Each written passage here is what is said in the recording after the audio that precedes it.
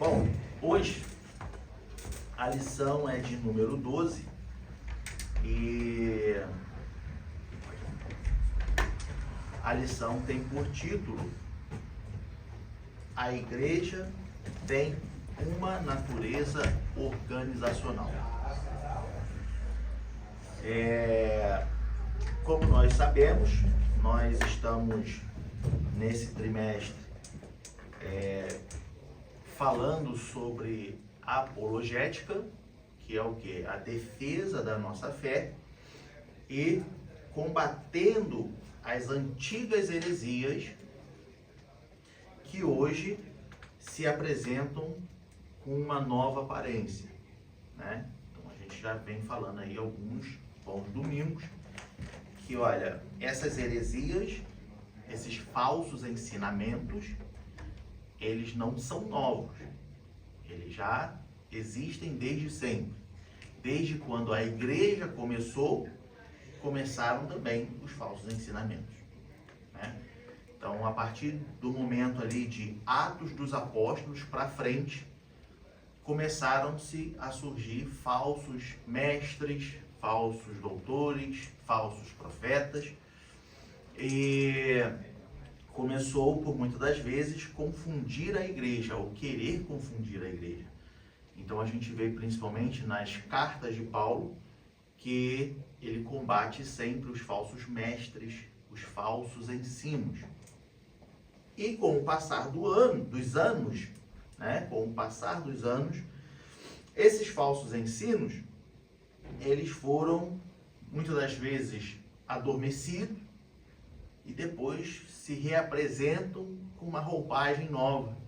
Então, quando se acha que tudo acabou, aparece com uma nova roupagem. A lição de hoje, ela é para justificar e mostrar e combater o argumento dos desigrejados, tá? Aquelas pessoas que dizem assim, aquelas pessoas que dizem assim: não preciso ir à igreja, eu sirvo a Deus de onde eu estou. Ah, mas por que você não vai à igreja? Por que você não gosta de ir à igreja? Porque eu não concordo com a organização daquela igreja. Eu não concordo com como as coisas são. Eu não concordo com as exigências do ministério daquela igreja. Então, por isso, prefiro ficar fora. Prefiro não ter igreja nenhuma e eu sirvo a Deus. Então, a lição de hoje, ela serve para nos mostrar que a organização na igreja é bíblica. E é necessário ter uma organização. Então, com base em que a igreja se organiza, segundo a Bíblia? Com base em que nós temos reuniões de obreiros, com base em que nós temos presbíteros, com base em que nós temos diáconos, com base em que nós temos regras. Entende? Então, isso tudo é bíblico. Nós vamos andar um pouco dentro desse assunto e levantar alguns outros, mas é interessante e importante a gente entender que, olha, uma igreja, ela é uma instituição que precisa de organização, porque toda instituição precisa de organização, mas ela também é um organismo vivo, porque ela é corpo ou parte do corpo de Cristo. Então nós somos aqui, tem outro lugar, tem outro lugar, tem outro lugar. Então, ao mesmo tempo que ela é um organismo vivo, ela também é uma instituição, uma organização, tá? E como instituição, precisa-se ter organização. Amém? Vamos ler lá em Tito, capítulo 1. Vamos ler os 9 versículos. Tito 1.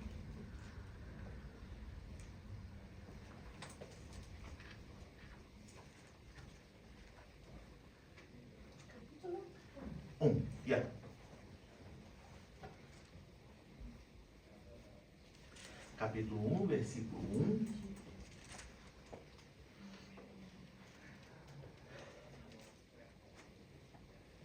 É a base do nosso assunto de hoje. Que diz assim: Paulo, servo de Deus e apóstolo de Jesus Cristo, segundo a fé dos eleitos de Deus e o conhecimento da verdade, que é segundo a piedade, em esperança da vida eterna, a qual Deus, que não pôde mentir, prometeu antes dos tempos dos séculos. Mas, a seu tempo, manifestou a sua palavra pela pregação que me foi confiada, segundo o mandamento de Deus, nosso Salvador. A Tito, meu verdadeiro filho, segundo a fé comum, graça, misericórdia e paz da parte de Deus Pai e da do Senhor Jesus Cristo, nosso Salvador.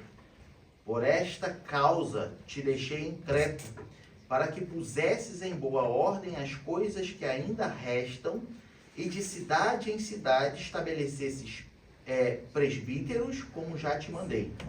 Aquele que for irrepreensível, marido de uma mulher, que tenha filhos fiéis, que não possam ser acusados de dissolução nem desobediências.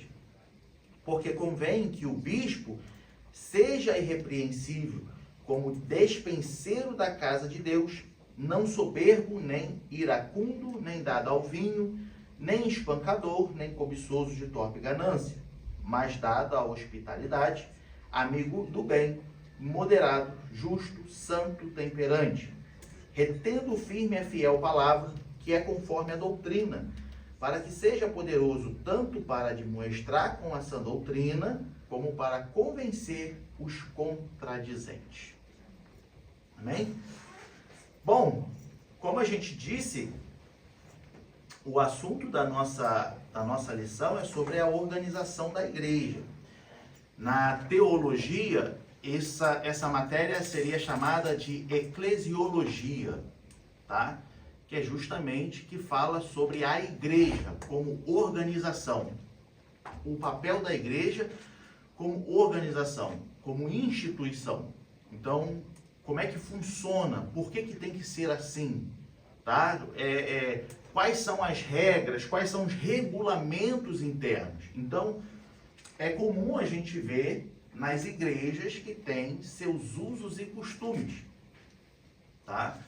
Usos e costumes pode ser pautado segundo a Bíblia, porém, pode ser como regulamento interno para melhor organização daquela igreja, daquela instituição.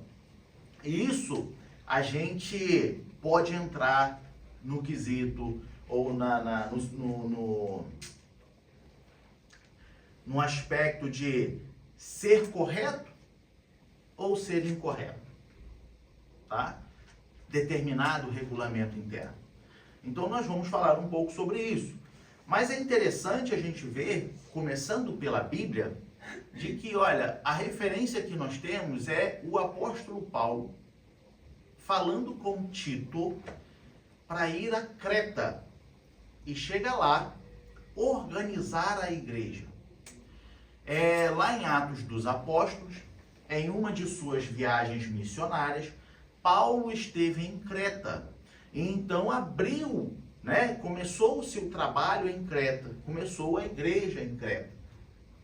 Só que devido às viagens missionárias, e também Paulo foi preso por algumas vezes, Paulo então ele escreve a Tito. E como a gente leu, Paulo ele considera Tito como um verdadeiro filho, tá? Segundo a fé comum. Por que Paulo diz isso? Porque Tito, pelo que nós entendemos, pelo que a Bíblia nos mostra, Tito foi uma alma que Paulo ganhou para Jesus, no meio de suas viagens, de suas pregações. Então, Tito começou a andar com Paulo. Tito andava com Paulo para lá e para cá. E a gente vê referências de Tito quando Paulo fala a Timóteo, quando Paulo fala a Coríntios, e até em algumas passagens de Atos dos Apóstolos. Então a gente vê Paulo mencionando Tito. E agora Tito, ele vai junto com Paulo a Creta. E lá começa-se o trabalho. Só que Paulo vai embora.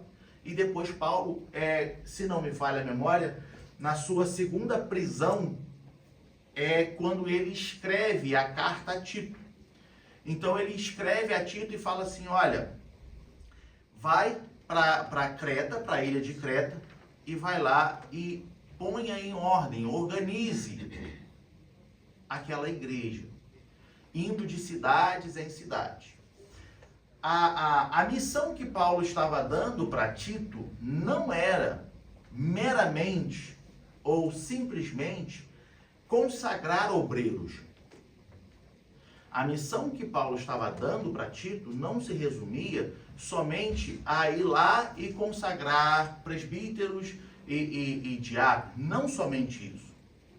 Mas doutrinar, ensinar, organizar toda a igreja. Tá? Por quê? Entende-se a partir do capítulo 2 de Tito, lembrando que Tito tem somente 3 capítulos, então é uma carta rápida de se ler, tá? Que o contexto da igreja em Creta era que eles estavam não somente sendo persuadidos por falsos doutores, por falsos ensinamentos, tá? Como também conflito com cultura e costumes.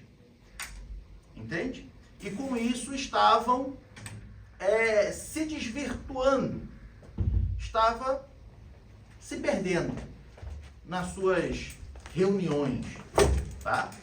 Então Paulo ele pega e fala assim, olha, vai para lá e organiza aquela igreja. Então nós vemos aqui, tá, que a situação espiritual de Creta era desanimadora. Por quê? Porque a igreja de Creta estava desorganizada. O que é interessante a gente começar falando? Veja bem, numa igreja, a partir do momento em que nós temos uma reunião, tá? Nós temos um agrupamento de pessoas, é necessário, por menor que seja esse grupo de pessoas, é necessário ter uma organização. É necessário ter alguém na frente. Sempre. Num grupo, você pode ver. Se alguém marcar para tomar um café, igual costuma ter aqui em Berlim, grupos que falam só alemão, aí tem no Facebook, lá o que você entra e fala, nós vamos tomar um café em tal lugar, só para a gente sentar e bater papo.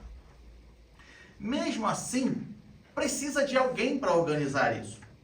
Ou seja, sempre precisa de alguém que esteja à frente para organizar toda essa reunião. Então, a partir do momento em que a igreja agora ela vai se reunir, a partir do momento que pessoas se convertem a Cristo e vão estar juntos, é necessário ter uma organização. É necessário ter alguém que os oriente. É necessário ter alguém que ensine. Tá?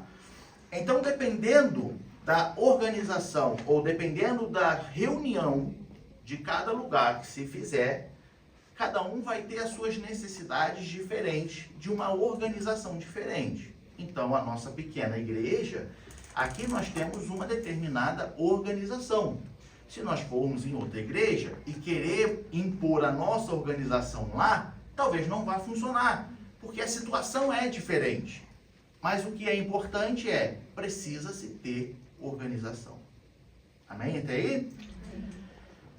Bom, para a gente entender, primeiramente, a palavra igreja. Alguém tem noção do que significa igreja? A palavra igreja. Por que é igreja? Saídos para fora? Chamados para fora. Para fora, né? Chamados para fora. E tem um nome em grego, que é eclesia, tá? Por isso que chama eclesiologia, estudo da eclésia, estudo da igreja, tá? Chamados para fora. O que é o chamados para fora? É um grupo de pessoas que é convidado, tá? Para saírem do meio aonde estão e, segundo a Bíblia, segundo o Evangelho, ir anunciando. Então, é os chamados para fora. Então, como se refere a um grupo de pessoas que são chamados para fora, então, a partir desse momento, que é um grupo, nós já precisamos, então, agora de uma direção. Precisamos agora de uma diretriz. O que esses chamados para fora irão fazer? Tá? Ok, eles foram chamados para fora. Tá, mas para fazer o quê? Então, agora entra a Bíblia. Aí a Bíblia nos mostra que, olha, o que nós temos que fazer como chamados para fora, está aqui todas as diretrizes dentro da Bíblia. Porém, agora, nós temos, você e eu, nós temos o nosso manual na mão do que nós temos que fazer. Mas muitas das vezes, a gente não sabe como fazer isso. Então, precisa-se de alguém que diga, olha, nós vamos fazer isso seguindo esses passos, esses passos, esses passos, esses passos. Consegue entender como é que vai nascendo uma organização? Então, quando Paulo ele diz assim, Tito, vai lá em Creta e, como é que a palavra que ele usa? Estabeleça presbíteros, tá? De cidade em cidade. Como te mandei, como já te mandei. Aí Paulo ele dá aqui algumas características. Como é que tem que ser o perfil desse obreiro que Tito vai estabelecer sobre a igreja. Tito vai chamar para ajudar sobre a igreja. Então nós temos aqui,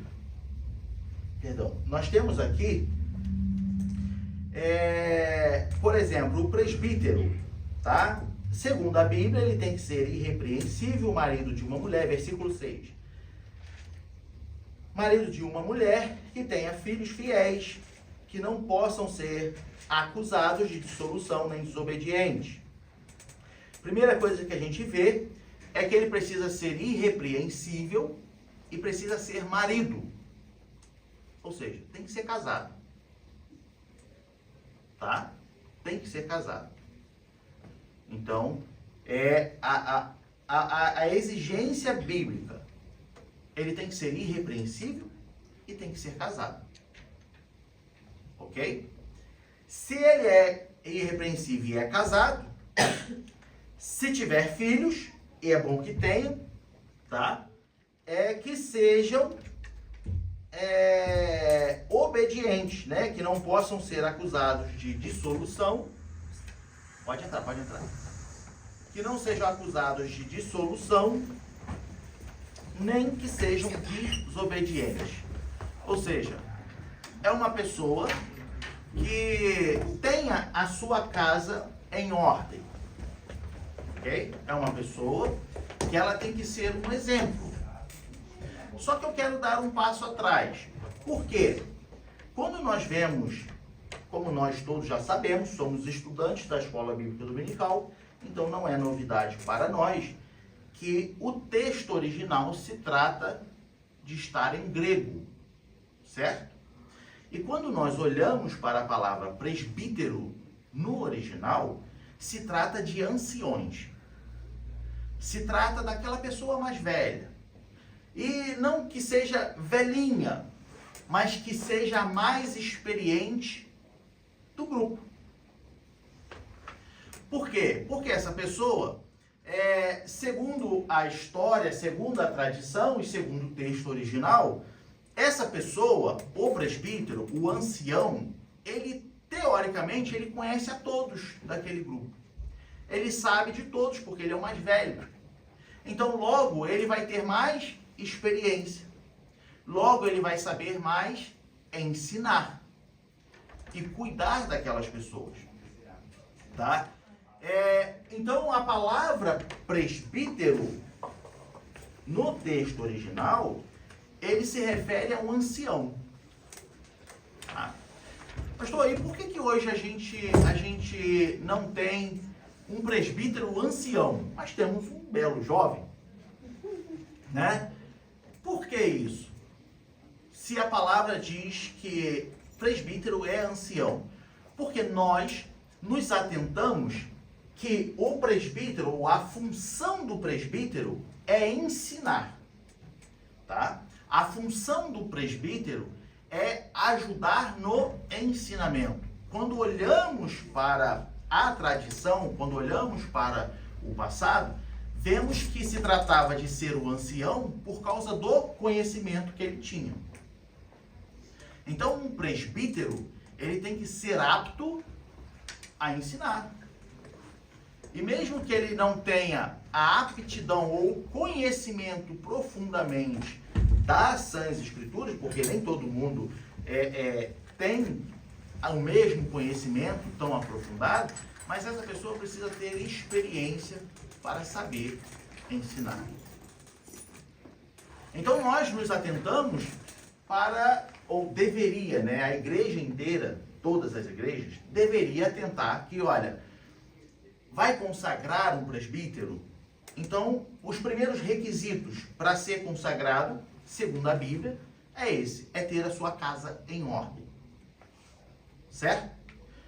O segundo requisito, segundo o texto original, seria, segundo o texto original e segundo a tradição, a cultura, seria o quê? Que essa pessoa, ela seja apta a ensinar.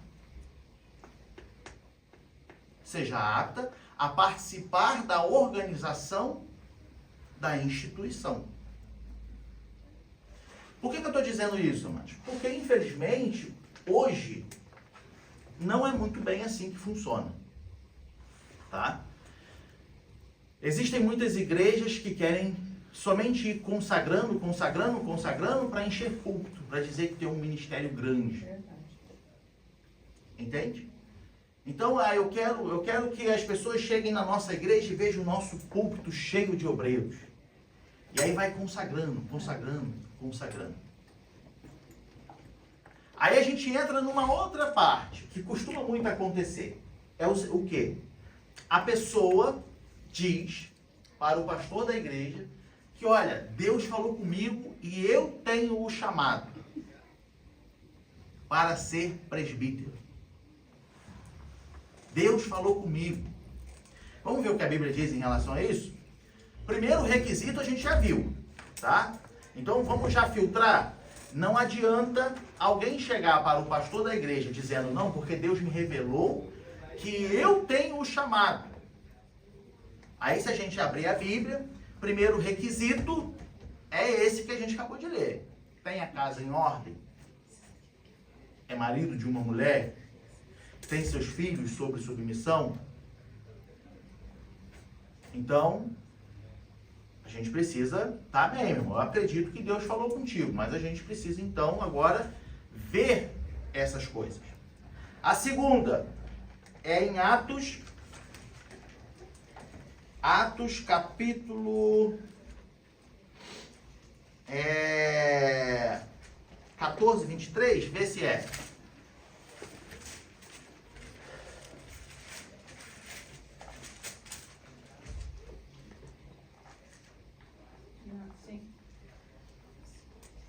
Mas, Rosângela, lê então para nós, por gentileza. E havendo-lhes por comum consentimento eleito ancião em cada igreja, orando com jejuns, os encomendarão ao Senhor em que haviam crido. Amém? Então vamos lá. Como é que é a consagração de um obreiro? Aqui eu vou passar um pouco, eu vou falar sobre o diácono, sobre o presbítero e sobre o pastor. Tá? E algumas vezes que a gente vê também falar na Bíblia sobre o bispo, ou episcopato. Episcopado. Travou ali. Bom, como é que é essa consagração? Primeiro requisito é a vida da pessoa. Tá? A pessoa está lá. Então vamos olhar para a casa dessa pessoa. Como é que é ele dentro de casa? Como é que é ele com a família? Se tem filhos?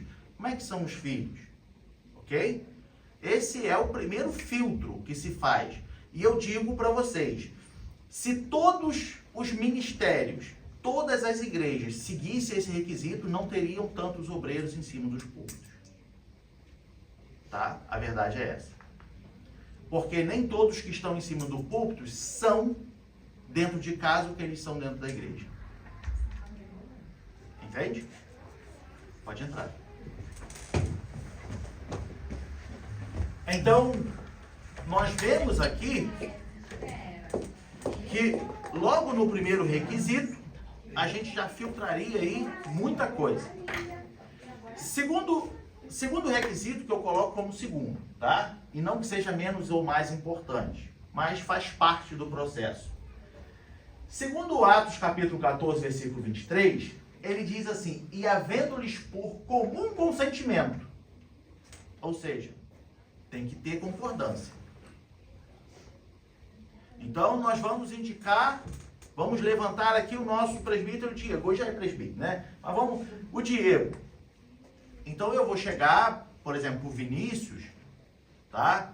Vou chegar para um outro irmão, caso eu não tivesse mais nenhum obreiro, eu chegaria para algum outro irmão de confiança, não aleatoriamente, mas uma pessoa íntegra, prudente, e falaria, olha, nós temos o Diego, eu preciso, tá? A família dele é assim, assim, assim, assim, assim. Então, precisa-se haver consentimento. Concordo, tá?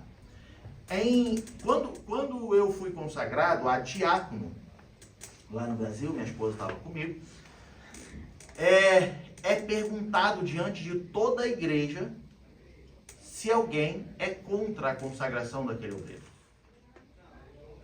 Por quê? Precisa-se de consentimento. Então eu lembro que na nossa sede, lá no Brasil, estava eu com a minha esposa e a igreja super lotada, a galeria lotada, e o pastor presidente perguntava, olha, esse é o irmão Ivanor, do bairro da Posse, congrega há tantos anos, crescido, nascido na igreja, dá mais ou menos um relatório e diz assim, ele está aqui agora para começar a servir como diácono. A igreja tem alguma coisa contra, que conheça esse irmão e saiba de alguma coisa e seja contra a consagração dele? E se alguém levantar a mão dizendo, olha, eu tenho isso, isso, isso, tchau. Não tem consagração. Entende? Infelizmente, eu digo, esses bons costumes têm se perdido. Tá? Por quê? Porque tem enchido o púlpito de pessoas aleatórias, só para ter título. Então, o requisito, comum consentimento, eleito anciões, ou presbíteros, tá? Em cada igreja. Mas como? Orando com jejum. Ou seja, não adianta a pessoa chegar e falar assim, não, porque Deus falou comigo que eu tenho um chamado, porque eu nasci para ser cabeça, eu não nasci para ser cauda, então eu tenho que fazer. Tá, então vai para o joelho orar, porque diante da sua oração, Deus vai confirmar no coração da liderança, de que, olha, ele tem um chamado. Porque a liderança, para confirmar o teu chamado, ou para confirmar a tua consagração, ela também tem que estar orando. Não pode ser simplesmente, ou não deveria ser simplesmente, acordei hoje, acho que eu vou consagrar alguém a diácono, vou consagrar alguém a presbítero, e vai ser por isso mesmo. Não. Olha os requisitos que precisamos ter para que se consagre alguém. Entende? Por que isso, amados? Para que a organização daquela igreja, e aí a igreja que eu estou dizendo aqui é a igreja instituição, tá? Seja bem edificada. Seja bem estruturada. Por quê? Não será qualquer pessoa na frente daquela igreja, mas atendendo os requisitos. a gente poderia entrar aqui em outras questões. Ah, mas se a pessoa ao longo do tempo ela se desvia e tudo, por isso tem um pastor. Ah, mas e se o pastor se desvia? Por isso tem um superior do pastor, o que é chamado do pastor presidente, né? Daquele ministério, daquela organização. Então, é sempre ou debaixo de alguma supervisão que a pessoa fica. Mas entende os requisitos que é necessário ter para que, por exemplo, um presbítero, segundo o nosso texto, porque como Paulo pede a Tito para que estabeleça presbíteros em Creta, tem que seguir esses requisitos. E veja bem, em alguns momentos a Bíblia, ela trata como bispo. Por exemplo, no versículo 7, diz assim: porque convém que o bispo seja irrepreensível como dispenseiro da casa de Deus. Tá? Vamos lá. O bispo, no texto original, no sentido original da palavra bispo, se trata de superintendente, tá? Se trata de um oficial cristão encarregado de toda a organização geral de uma igreja, por exemplo. Esse é o significado, segundo o dicionário da Bíblia, palavra-chave para essa palavra bispo, tá? O que acontece? Vamos lá. Porque eu sei que muitas pessoas ficam, não sei se é o caso dos irmãos, mas muitas pessoas ficam perguntando, por que no ministério de Madureira, da qual nós somos, nós temos o bispo Abner e nós temos o bispo Samuel Ferreira? Tá? Por quê? Porque eles entendem, tá, que como se trata de um superintendente, eles são colocados como pastores dos pastores. Entende? Lembra que eu disse que, olha, o presbítero, ele vai estar debaixo de alguma supervisão, tá? Como era o caso de Paulo com Tito e os presbíteros que Tito estabelecesse. Então, aqueles presbíteros que Tito estabeleceu começassem a fazer alguma coisa diferente do que era para ser feito, Tito corrigiria. E se Tito tivesse dúvida, ele recorreria a Paulo. Entende?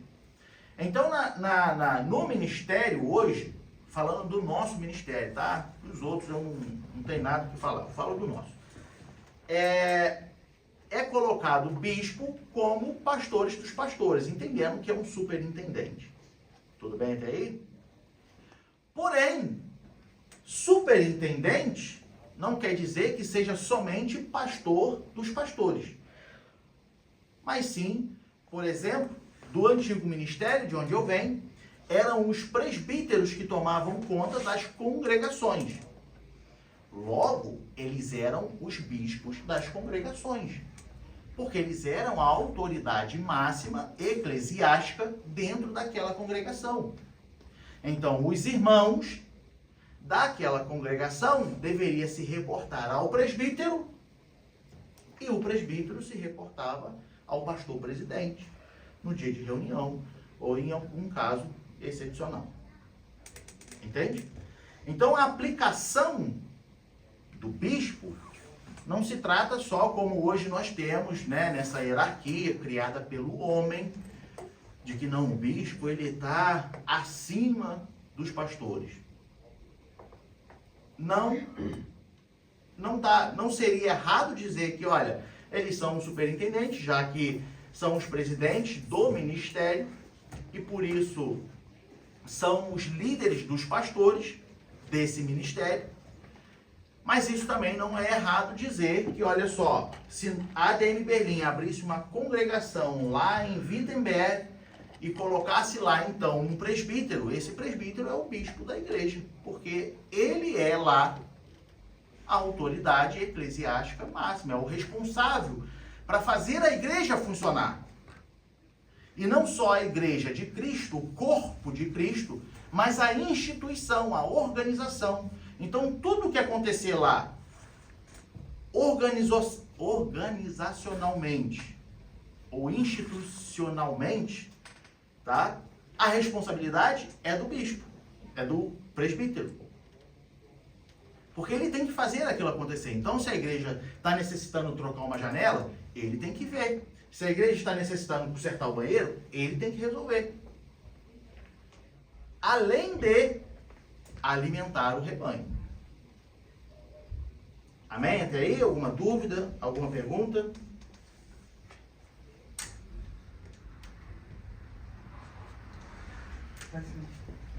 Então, assim, a responsabilidade é dele de fazer tal serviço. Tá? Então, quando olhamos para o texto, não só aqui em Tito, mas em algumas outras referências, nós vamos ver falando sobre o bispo ou sobre o presbítero. Tá? Sendo que os dois exerceriam a mesma função. Se tivessem diante de uma liderança, de uma igreja, como Tito foi a Creta para estabelecer. Tudo bem? A Bíblia também fala sobre episcopado. Então, quando nós lemos... Oh, meu Deus, me falhou a memória. Quando Paulo diz assim, acho que é Paulo que diz, que ele diz assim, o que deseja o episcopado, boa obra deseja. Acha esse versículo, por gentileza.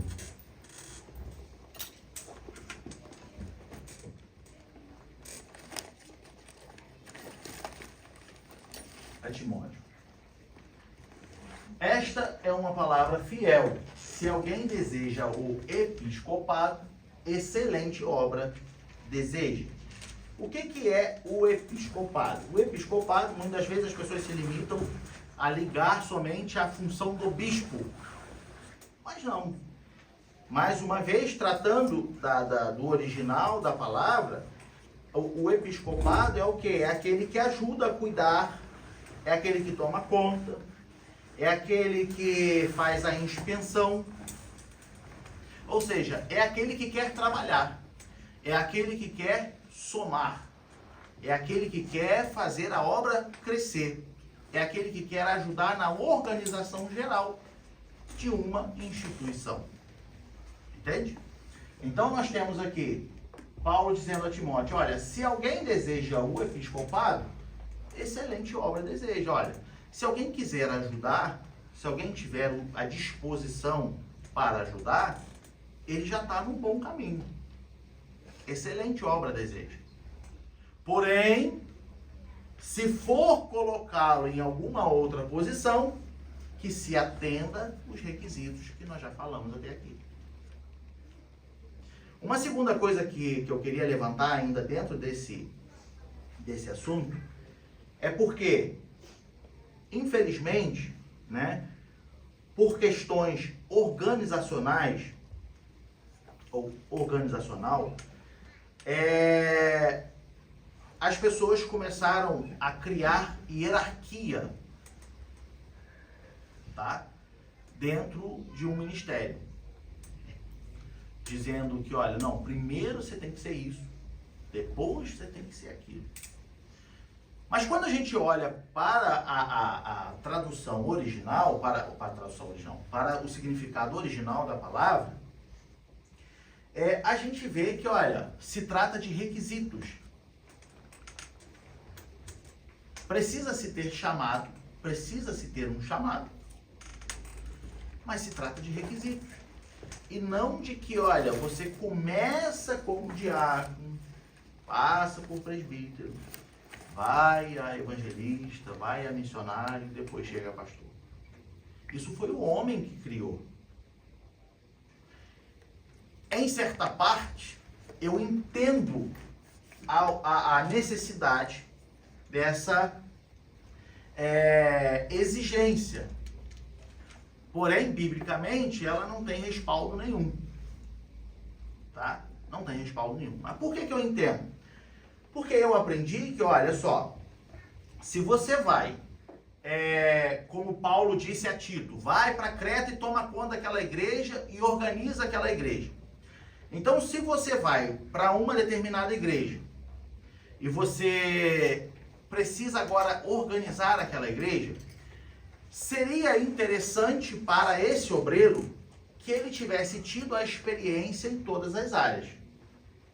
Então, que ele saiba limpar uma igreja, que ele saiba limpar um banheiro, que ele saiba organizar uma cozinha, que ele saiba organizar a casa de uma forma como instituição. Por que eu digo isso? Porque quando nós olhamos para diácono, qual era a função do diácono na Bíblia? Alguém sabe me dizer?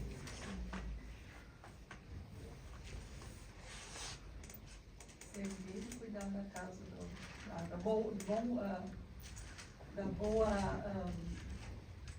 da estatística da igreja, vamos dizer. Isso aí. Então vamos ver lá em Atos. Exatamente. Capítulo 3, se não me falha a memória.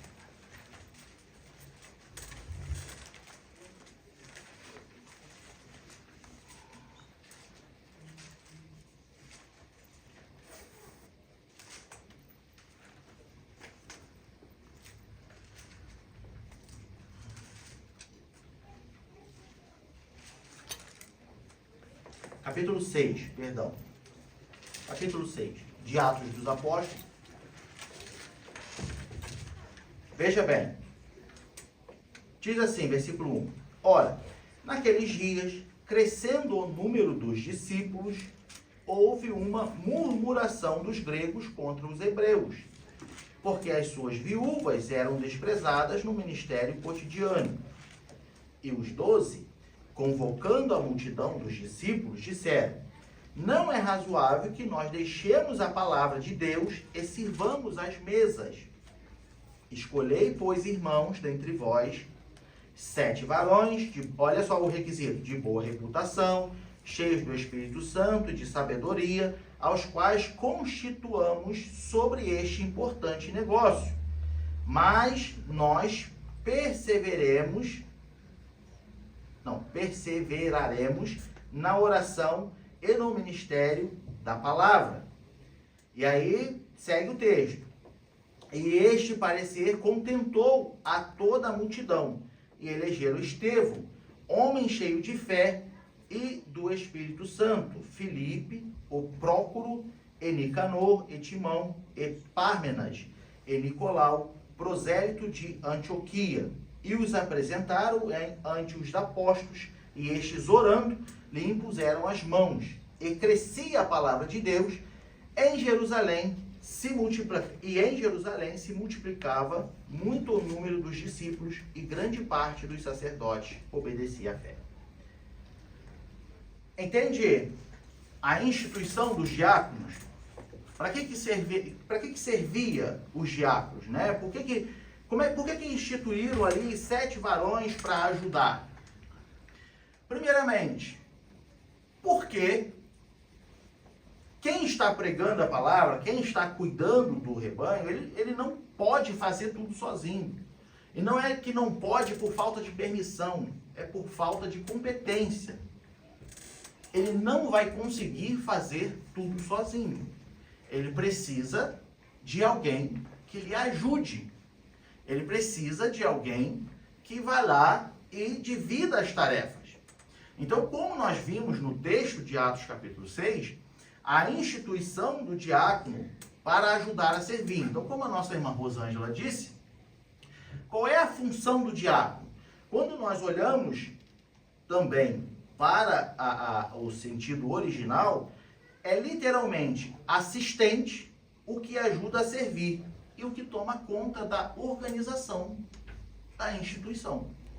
Então, por exemplo, um diácono, ele é um tesoureiro, porque ele ajuda a tomar conta. O diácono, ele é responsável por ver, olha, está faltando alguma coisa na igreja? Está quebrado alguma coisa na igreja? Entende? A igreja está desorganizada. Chegamos para cultuar, tá? E a igreja tivesse com as cadeiras tudo fora do lugar, toda suja. responsabilidade do diácono. Olha só, você precisa organizar isso aí. Ah, mas tem a pessoa que limpa, tem a pessoa... Sim, mas ele é o responsável por administrar essa pessoa. Entende? Então, no dia de Santa Ceia, por exemplo, quem normalmente serve? O diácono, porque essa é a função dele.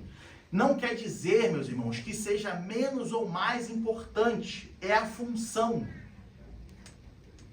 Entende? É a função da pessoa. Daquele irmão, daquele obreiro que foi consagrado. É a função. Isso não quer dizer que ele seja menos ou mais importante. Porque se nós pararmos para pensar, a mesma importância que tem um presbítero ensinando a igreja, um pastor apacentando a igreja, tem o diácono que faz tudo funcionar para que todos tenham conforto e comodidade. Então quem é mais importante nisso tudo? Não tem. Todos são. É um corpo. Exatamente. E falando sobre essa questão de separar pessoas para ajudar, Deus fez isso com Moisés, né? Ele instruiu Moisés. Havia muita demanda, muitos casos que ele queria resolver. E Deus falou, olha, separa 70 para te ajudar. Não vai fazer nada sozinho. Né? Exatamente. Então, exatamente. acho que está na mesma...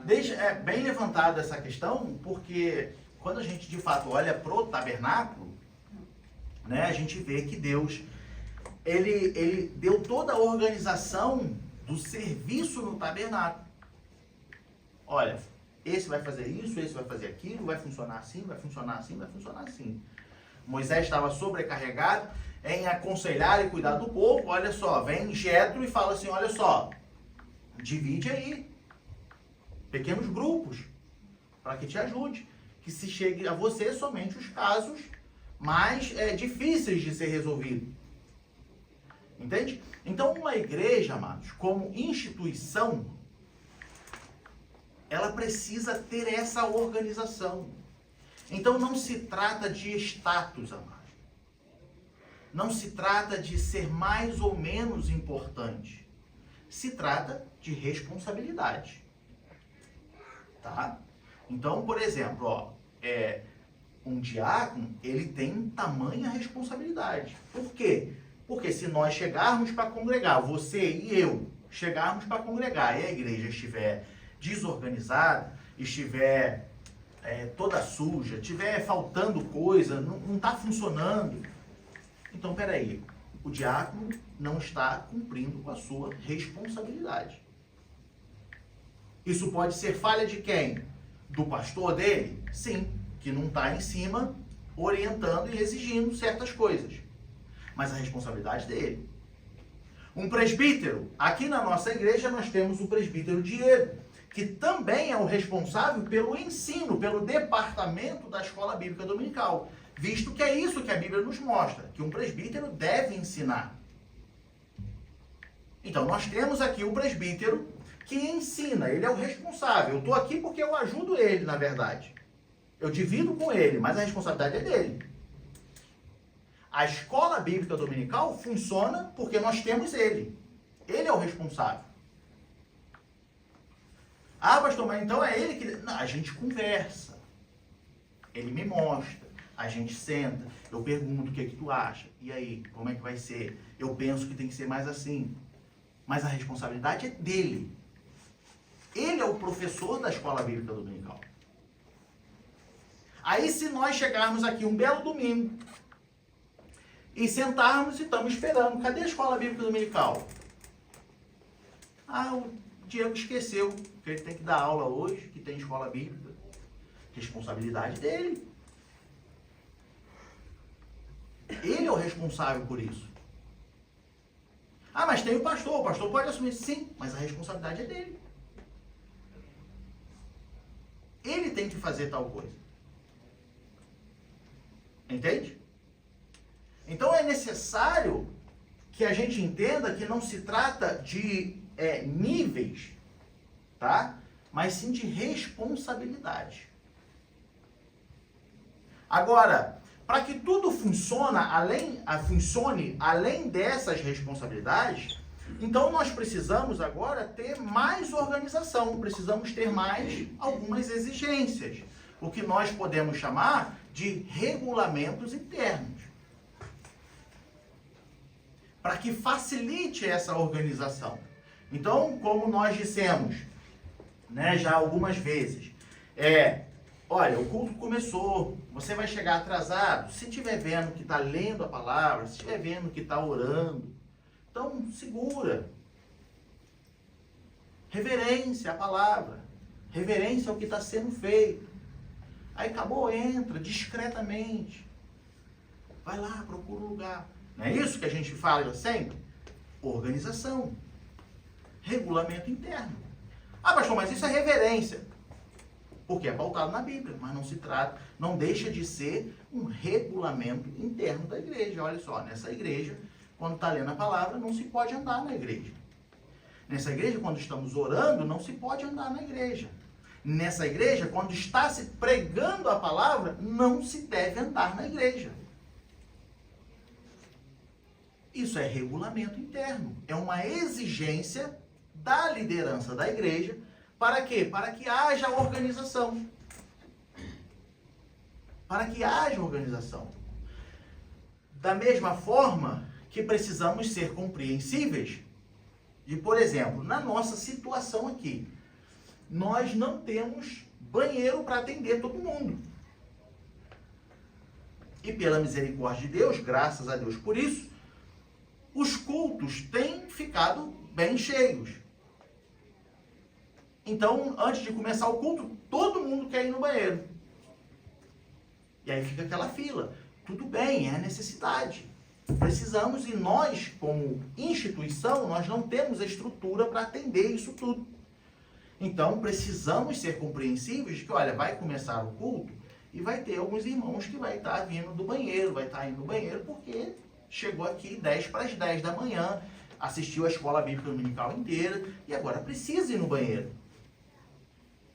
Então, tudo isso se trata de um regulamento interno da igreja, para que isso funcione bem. Entende? Para que isso seja organizado. Tá, pastor, mas e o pastor da igreja? Você falou do diácono, falou do presbítero, mas e o pastor? O que o pastor faz? O que o pastor deveria fazer? Segundo o sentido original, o pastor é o que cuida, é o que provém, é o que guia. E também o significado, o sentido da palavra pastor é sinônimo também de professor, de líder, supervisor, conselheiro. Então eu costumo pensar da seguinte forma. Vamos ilustrar. É como se fosse literalmente um pastor de ovelhas lá fora no pasto, tá? Aquele pastor, ele tem lá centenas de ovelhas, um grande rebanho, certo? E eu não sei se os irmãos já viram, provavelmente sim, mas às vezes esse pastor, ele precisa levar as ovelhas até um determinado pasto, porque lá tem uma grama verdinha. E então ele sai na frente do rebanho, conduzindo o rebanho, levando até o pasto. Só que o rebanho é muito extenso. Esses dias eu vi um vídeo de que, para que todo o rebanho acabasse de passar, levou 40 minutos de tantas ovelhas que aquele pastor tinha. E aí, nesse ponto, o que ele precisava? Ele precisava de auxiliares para ir atrás dele, ajudando a conduzir. Então, ele estava lá na frente, puxando todo o rebanho. Mas atrás dele, no meio desse rebanho, tinha pessoas que iam lá junto com ele, né, como assistente dele, e via que uma ovelha ia sair fora do caminho, batia para dentro do caminho de novo. Pá. Via outro que estava meio parado, ele ia lá, empurrava e ia tocando. Uns iam para o lado de fora, outros iam no meio do rebanho, auxiliando, porque era muito extenso. Como é que um homem só ia cuidar de centenas de ovelhas? Impossível. Da mesma forma, esse pastor que estava lá na frente, ele vai olhar para aquelas ovelhas quando estiverem no aprisco E ele vai falar assim, essas ovelhas precisam de tosa. Essas ovelhas precisam talvez passar um remédio, tomar um banho. Vem cá, chama o veterinário aí. Aí o veterinário vai lá e dá um remédio, faz a tosa, faz alguma coisa. Essas pessoas são diáconos e presbíteros. Enquanto o pastor apacenta, enquanto o pastor cuida, enquanto o pastor guia, enquanto o pastor vê assim, olha, essa ovelha não está bem. Essa ovelha precisa de ajuda. Olha só, tem uma comida que vai ser boa para essas ovelhas. E então o pastor ele vai lá e muitas das vezes chega para o presbítero e fala assim, olha só, vamos tratar desse assunto na escola bíblica dominical, porque a nossa igreja, o nosso rebanho está precisando desse alimento. Entende? Essa é a função do pastor. Apacentar, guiar, cuidar, saber o bem-estar, para onde está indo, o que está comendo, o que está acontecendo. Então você entende que, olha, são responsabilidades e não exatamente hierarquia. São responsabilidades. Mas o homem criou hierarquia. O homem fez com que isso fosse agora uma hierarquia. De que, olha, não, para você ser pastor, você tem que passar primeiro pelo diaconato, depois pelo presbitério, depois como evangelista, depois como missionário, ou missionário evangelista, não me lembro a ordem, e depois tu chega a pastor. E as pessoas lidam com isso como se fosse uma promoção de cargo. Fui promovido a presbítero, fui promovido a pastor. E é triste essa visão errada que às vezes as pessoas têm, porque tem diáconos que você vê que eles nasceram para isso. Eles têm É o que eu ia falar agora, isso eles exatamente. trabalham maravilhosamente bem como diáconos. E aí se você promove a presbítero, ele não vai exercer tão bem quanto como diácono. Mas às vezes deixa a vaidade entrar no coração e essa questão de, ué, você já é diácono há tanto tempo, você não vai a presbítero, sabe? A relação errada que a gente tem com essa questão. Porque na verdade é o chamado dele, ser diácono, é o chamado de ser presbítero. Exatamente. E é exatamente esse ponto que eu ia levantar agora. Entende? Por quê? Porque assim, como se trata de aptidão, tá? Um chamado de Deus para aquela pessoa, porque ela tem essa aptidão. Então, por exemplo, na nossa igreja nós temos o diácono Vinícius, que ele é muito proativo, ele consegue ver à frente, ele chega para mim e fala assim, meu irmão, olha só, a gente precisa fazer isso. Talvez, se a gente seguisse essa ideia de que, vamos promover ele a presbítero, a responsabilidade de um presbítero já não caberia a ele. Que é o quê? Ensinar. Então está dizendo que o diácono Vinícius não é apto para ensinar? Não, não estou dizendo isso. Eu estou dizendo que se nós entendemos que a função de um presbítero é principalmente ensinar a igreja,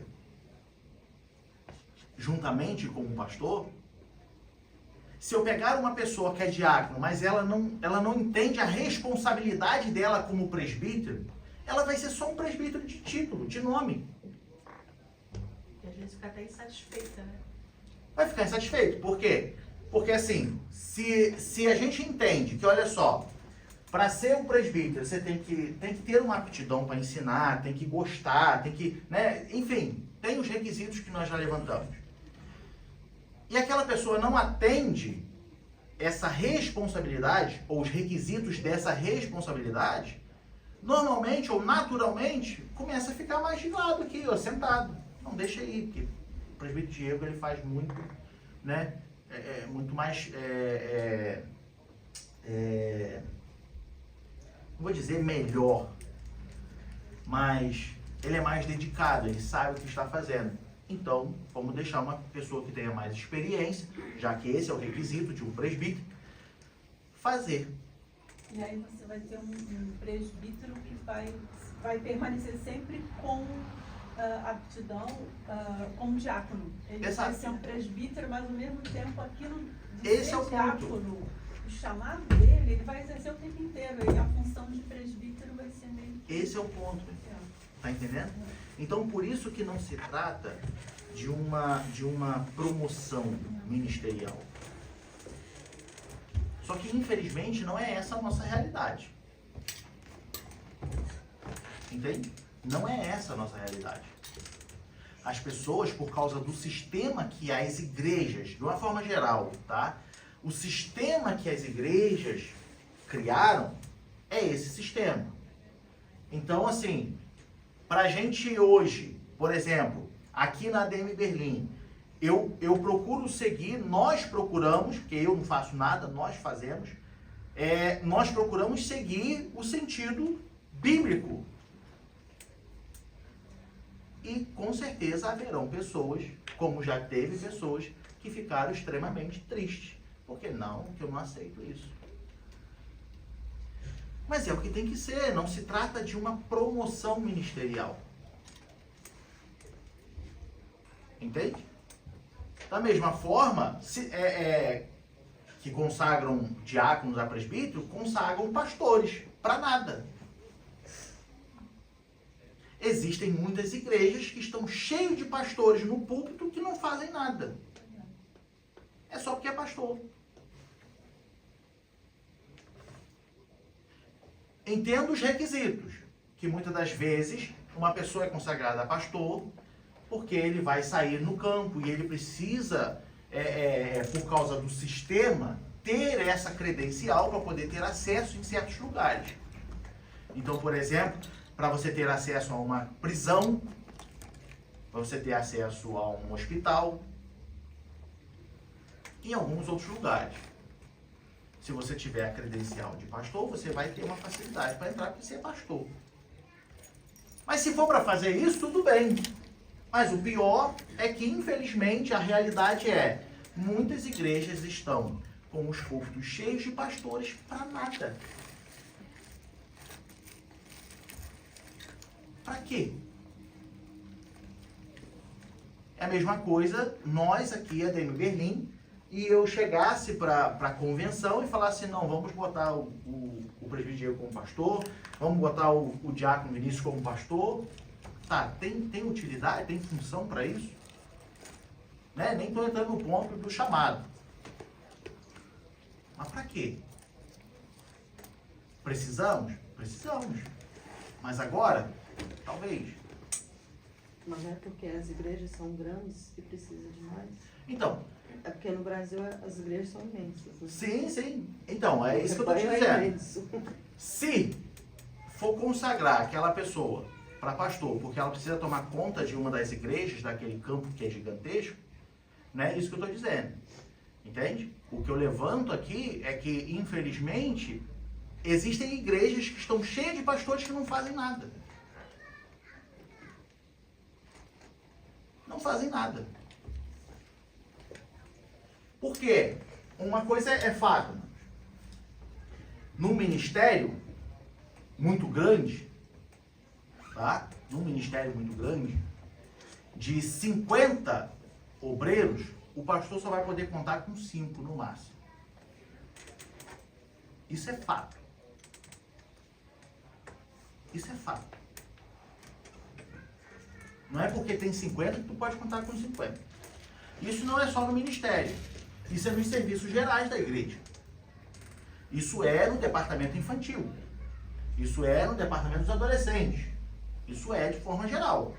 Não é porque você tem X que você pode contar com X. Você vai poder contar com um ou outro. Esse vai ser ponta firme contigo. Entende? Então, voltando para o nosso assunto. É necessário ter essas organizações. Por quê? Por conta das responsabilidades. Cada um tem a sua função. Agora, em cima dessas funções, é necessário, muitas das vezes, ainda ter vou bater de novo, regulamentos internos. São o quê? Regras internas da instituição. Para que aquilo funcione de uma forma, né, que flua, que seja organizada. Uma igreja precisa ser organizada. Uma igreja precisa ter organização. Uma igreja precisa ter reuniões. Uma igreja precisa ter secretaria. Uma igreja precisa ter, dar carta de recomendação, como a nossa irmã chegou aqui com a carta, ó, toma aqui a carta, isso é bíblico. Vamos ver tudo isso na Bíblia? Aonde está escrito? Vamos lá então. Se tratando de ordem no culto, Paulo diz em 1 Coríntios capítulo 14.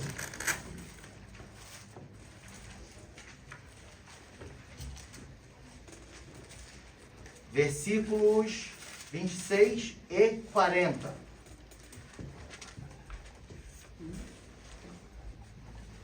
Primeira Coríntios 14, versículo 26 e o versículo 40.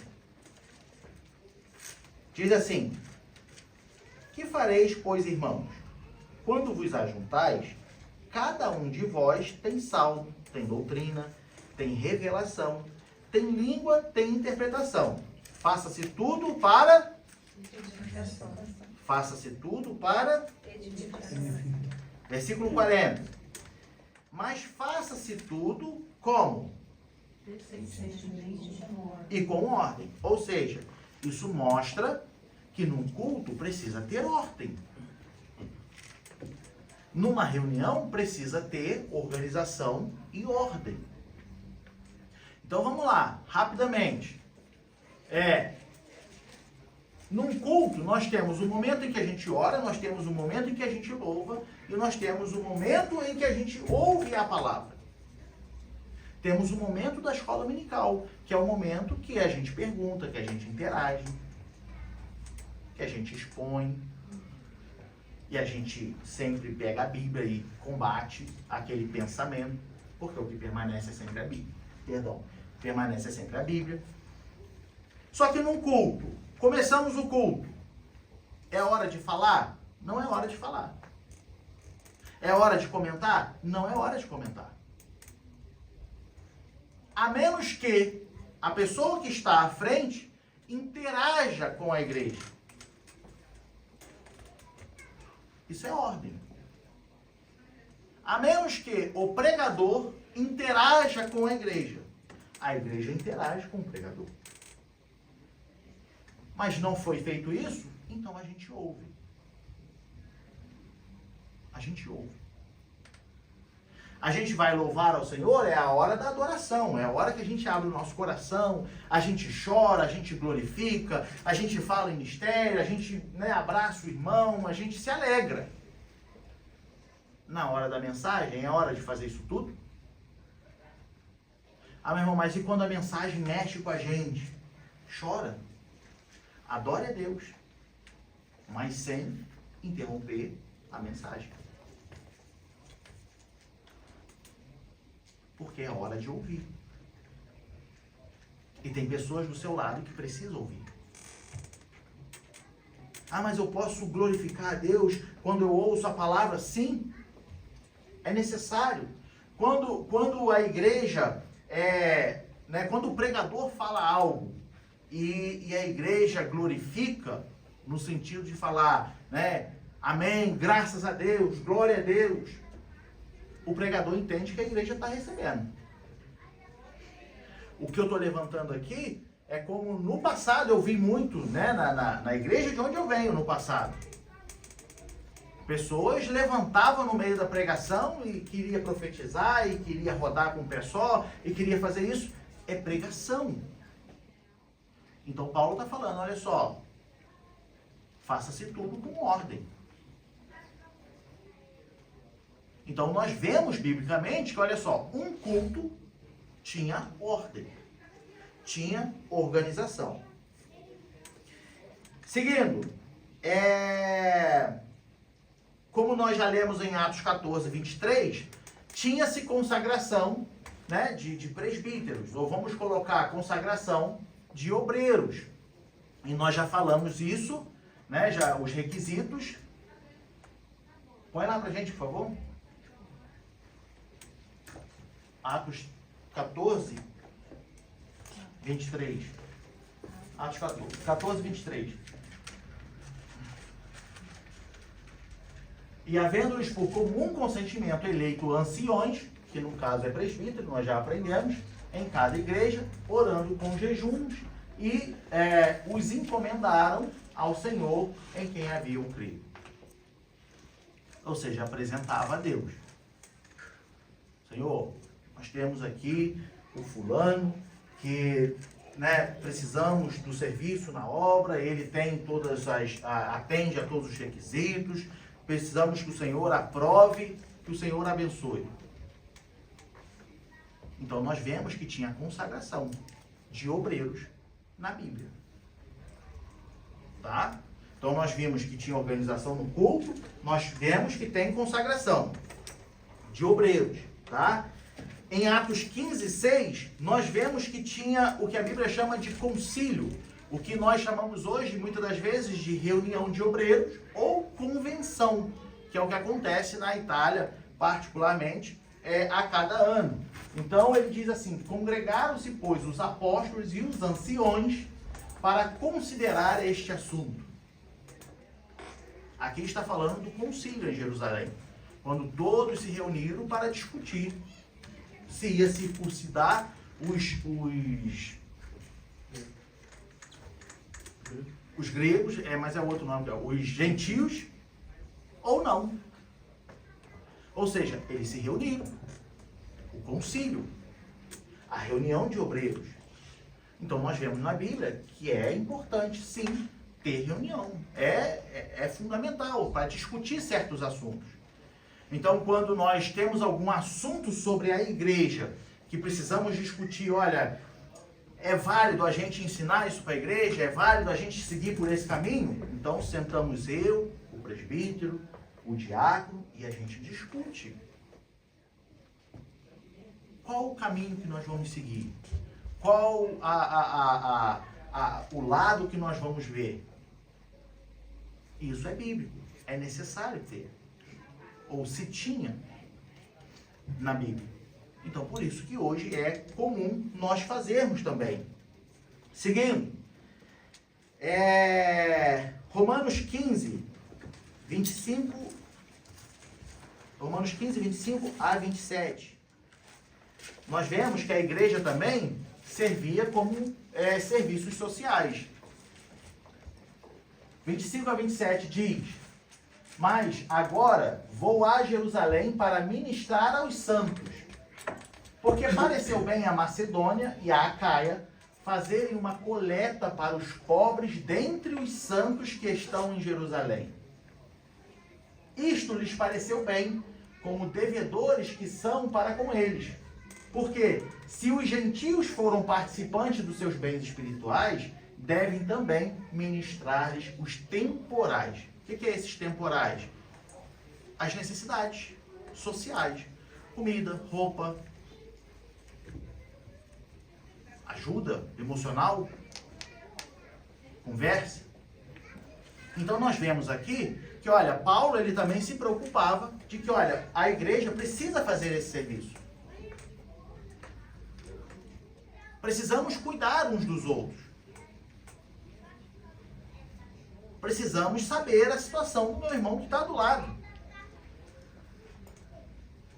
Esse irmão que está precisando de ajuda, sabendo que a igreja é uma instituição que ajuda, ele vai procurar a liderança daquela igreja e vai falar: olha, estou precisando de ajuda.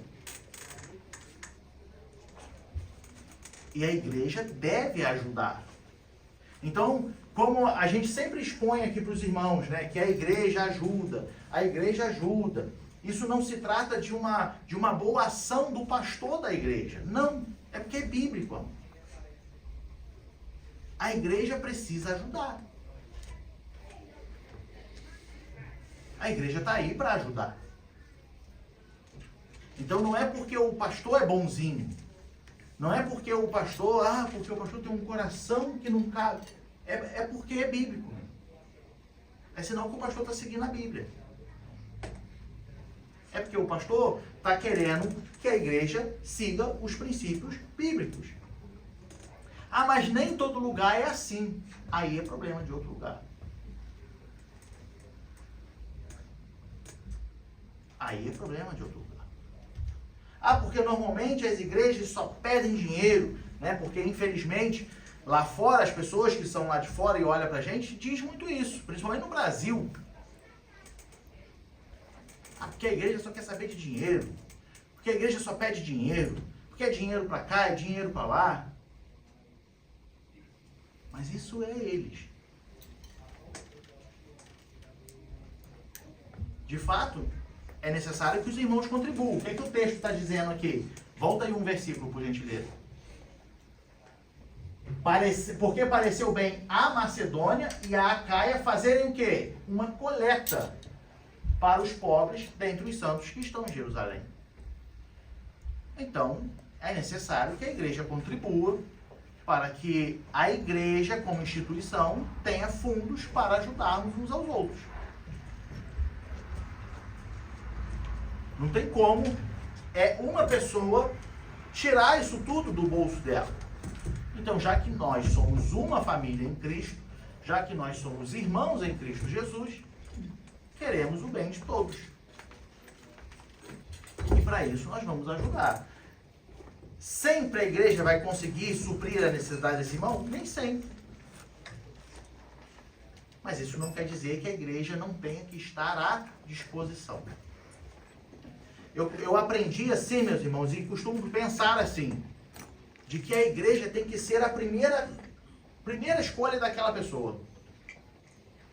A igreja precisa estar à disposição para aquele irmão como a primeira escolha, é o primeiro a recorrer. Tipo, não sei o que faço. Primeiro lugar, vai na igreja. De onde você é membro, de onde você congrega. Pede ajuda lá. Aí a partir dali a igreja vai te conduzindo. Ó, vamos tentar isso, vamos tentar aquilo, vamos tentar fazer isso, tentar fazer aquilo. Porque é assim que a Bíblia diz que a igreja tem que funcionar.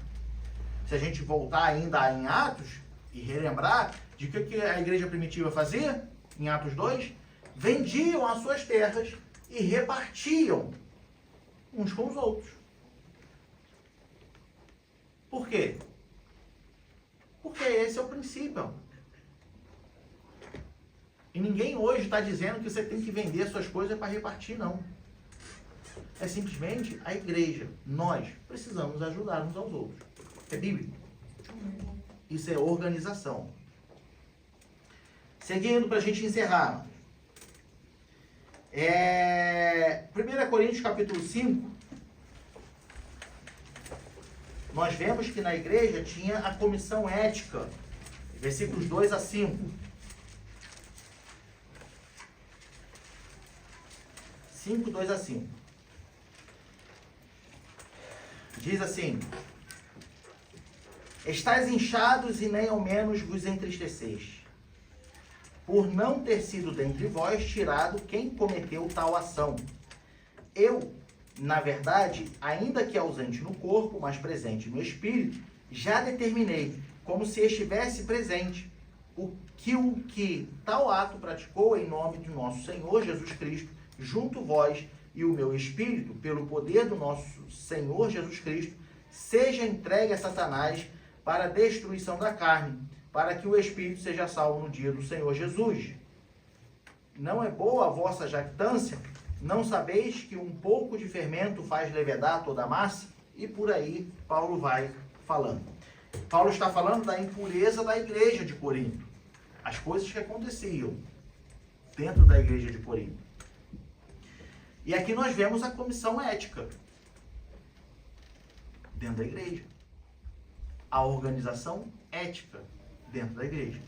E se a gente fosse entrar no assunto de ética, a gente estenderia aqui pelo dia inteiro. Se tratando de ética cristã e se tratando de ética social. Então, como ética cristã, se trata de comportamentos, assim como ética social. Porém, a ética social é o que a sociedade impõe como padrão de comportamento. A ética cristã é o que a Bíblia nos impõe como padrão cristão. Então, como cristão, devemos viver de tal forma. Como cristão, devemos nos comportar de tal forma. Isso é ética cristã. Muitas das vezes a ética cristã vai entrar em conflito com a ética social. É o que nós temos hoje na sociedade. A ética social diz que é natural se comportar de tal forma. A ética cristã vai dizer, olha, isso não é certo. Não é assim que um cristão se comporta. E era o que estava acontecendo na igreja de Corinto. Comportamentos que não condiziam com que o ensinamento estava dizendo que era para ser. Comportamentos antiéticos. Então Paulo falou, olha, bota para fora. Limpa a igreja. Tira do meio de vós os que se comportam dessa forma. Isso tudo, amados, é organização. Assim como a tesouraria, tá? No capítulo 16 de 1 Coríntios. E a gente encerra.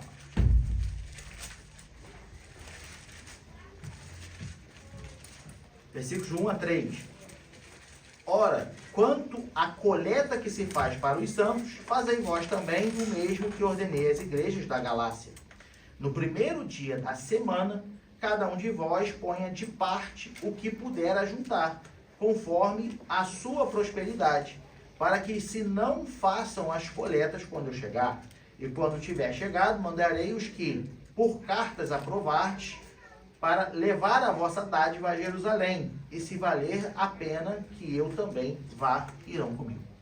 Bom, nós vemos aqui parte de organização financeira da igreja. Recolhimento de coletas e uma pessoa que tome conta dessas ofertas, desses dízimos. O tesoureiro. No ministério de Jesus, Jesus tinha um tesoureiro. Quem era o tesoureiro? Quem? Judas. Tomava conta da parte financeira de todo o ministério ali de Jesus enquanto ele andou sobre a terra. É necessário a gente ter uma pessoa que organize. Entende por que não pode ser tudo o pastor? Porque para a gente ter uma melhor organização é necessário delegar funções. Só que se tratando de um organismo vivo, que é a Igreja de Cristo, logo, Cristo é o fundamento, Cristo é a base, então tem que ser segundo a vontade de Cristo, segundo os requisitos de Cristo. Então nós não podemos contratar um contador lá fora e botar aqui dentro da igreja sem ao menos ele ter, tá? E falar, não, você vai tomar conta aqui dentro da igreja da tesouraria. Não! Não pode. Porque não se trata de qualquer instituição, se trata de um organismo vivo, a organização, a igreja de Cristo. Então precisa ser pessoas que atendam às especificações que a palavra nos revela. Ah, mas tem igreja que faz diferente, tem igreja que faz isso, tem igreja que faz aquilo. Vamos ver o que Paulo diz? Capítulo 3, 1 Coríntios. Versículo 10. Diz assim: segundo a graça de Deus que me foi dada, pus eu, como sábio arquiteto, o fundamento, e o outro edifica sobre ele. Mas veja cada um como edifica sobre ele. Isso aqui Paulo está falando, ó, eu apresentei a Cristo a vocês como fundamento. Tá? Então, como sábio arquiteto, Paulo disse, ó, Cristo é o fundamento. Tá? Ele é a base de tudo. E aí Paulo está dizendo assim, e outro edifica sobre ele. Então já não é Paulo, segundo as palavras de Paulo, ó, não vai ser eu que vai edificar, vai ser outro. Mas aí Paulo fala, veja cada um como edifica sobre ele. Versículo 11, porque ninguém pode pôr outro fundamento, além do que já está posto, o qual é Jesus Cristo. Tá? Então o fundamento, segundo Paulo, não pode ser mudado. Tá? Aí o 12, ele diz, e se alguém sobre este fundamento formar um edifício de ouro, de prata, pedras preciosas, madeira, feno, palha, a obra de cada um se manifestará. Na verdade, o dia a declarará, porque pelo fogo será descoberta e o fogo provará qual seja a obra de cada um. Então você vê, é o que você vê hoje. Você vai na igreja A, você vê lá um tipo de doutrina, você vê lá um tipo de costume, você vê um tipo de organização. Você vai na igreja B, você vê outro tipo de doutrina, você vê outro tipo de liturgia do culto, você vê outro tipo de organização. Paulo está falando, veja como cada um vai edificar sobre o fundamento. Não troque o fundamento. O fundamento tem que ser o mesmo. Mas cada um vai edificar diferente um do outro. E qual é a responsabilidade? É que naquele dia vai ter que dar conta. A forma como foi edificada sobre o fundamento, naquele dia vai ter que dar conta. Então, se a gente impõe um julgo pesado sobre a igreja, com um regulamento interno, os usos e costumes e tudo, vai te fazer chegar no céu? Vai. Só que eu vou ter que dar conta diante de Deus também disso que eu estou fazendo. Então, é necessário, amados, termos organização. Por quê? Porque muitas pessoas... Por que que eu digo por quê, né? O foco da lição hoje foi nos mostrar que, olha só, esse conceito antidenominacional, ou seja, desigrejados, tá? Essas pessoas que dizem assim, eu não preciso ir para a igreja, eu não preciso congregar, porque eu não concordo com a regra, eu não concordo com isso, não concordo com aquilo. Nós vimos hoje que, olha, é necessário ter essas coisas para que funcione bem. Amém? Amém. Algum comentário, alguma pergunta? Não? Vamos colocar de pé então, em nome de Jesus.